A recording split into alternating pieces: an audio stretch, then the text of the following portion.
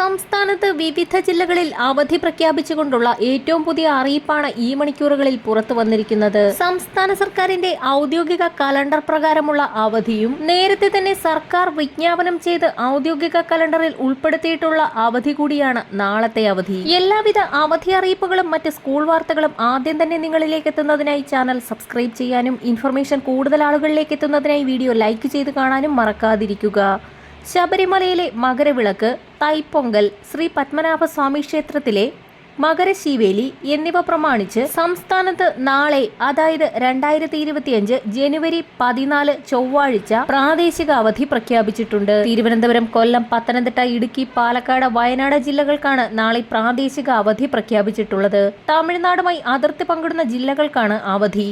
ഇതോടൊപ്പം തന്നെ ജനുവരി 14-നും 19-നും ഇടയിലെ മറ്റെല്ലാ ദിവസങ്ങളും അവധിയായതിനാൽ വിദ്യാർത്ഥികൾക്കും ജീവനക്കാർക്കും നാട്ടിലേക്ക് പോകാനും മറ്റും സൗകര്യം നൽകുന്നതിനായി പൊങ്കലിനോടനുബന്ധിച്ച് ജനുവരി മാസം 17-നും കൂടി തമിഴ്നാട്ടിൽ പൊതു അവധി പ്രഖ്യാപിച്ചിട്ടുണ്ട്. ജനുവരി 17-ലെ അവധിക്ക് പകരം ജനുവരി 25 പ്രവൃത്തി ദിനമായിരിക്കും.